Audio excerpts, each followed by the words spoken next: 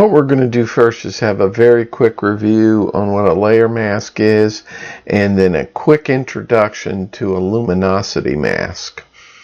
So if you remember from our previous Photoshop videos, we can create layers. So I have my background layer here. If I hit Control J on the keyboard or Command J on a Mac, I get this layer duplicated.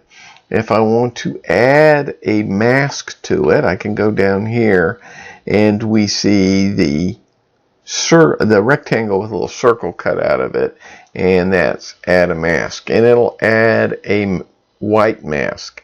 And white reveals and black conceals. So right now it is revealing everything on that mask.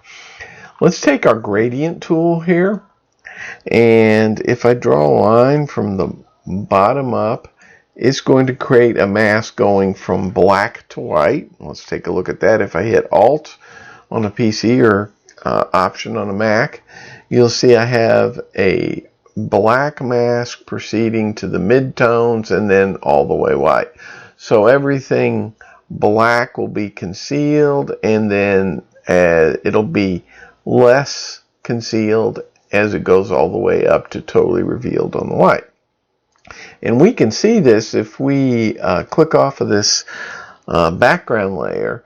You can see how down here you see nothing but the transparent pixels, and starting in the middle of the photo we start seeing some of the image until the image is completely revealed up above.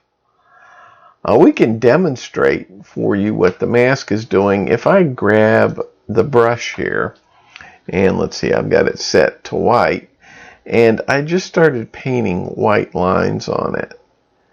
You can see that what happens is, because of the mask, it starts out completely white, and then it goes down to no effect.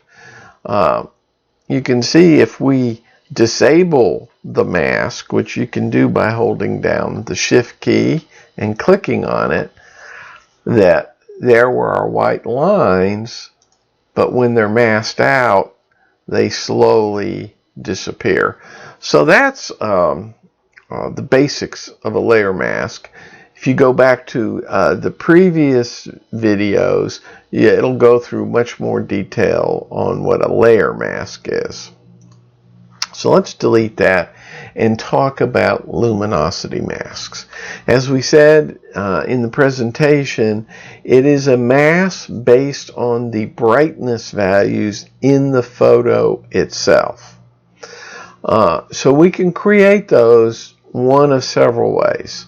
The first way I'm going to show you, don't worry about what I'm doing right now. We're going to come back to it and get into more detail about it. But I'm going to go over here to the Channels tab, and I'm going to hold down the Control key on the PC or Command on the Mac and go up to where it says RGB, and you'll see a little finger with a square on it. Click on that, and you'll see a selection. And what this selection is based off, it is selecting everything 50% or greater in brightness values. So everything brighter than 50% gray all the way to white. So let's go back to our layers panel. And what we're going to do is create a curves adjustment. So I'll go up here and grab curves adjustment. And you can see what Photoshop did. It created a mask based on those luminosity values.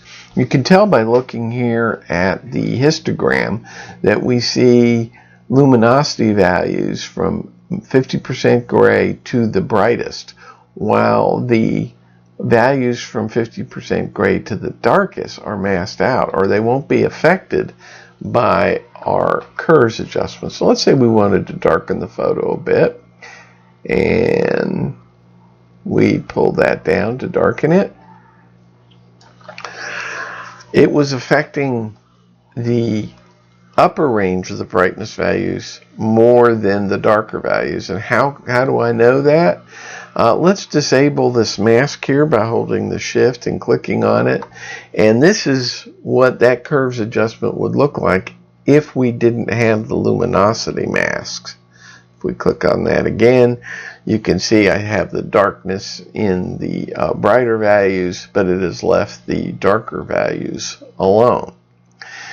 I hope that you can see how this could be very helpful in doing targeted adjustments, whether you're doing something to brightness and contrast or sharpness or other things. Now, in our next video, we're going to take a deeper dive in how to create luminosity masks, some that are more targeted than just 50% of a brightness value.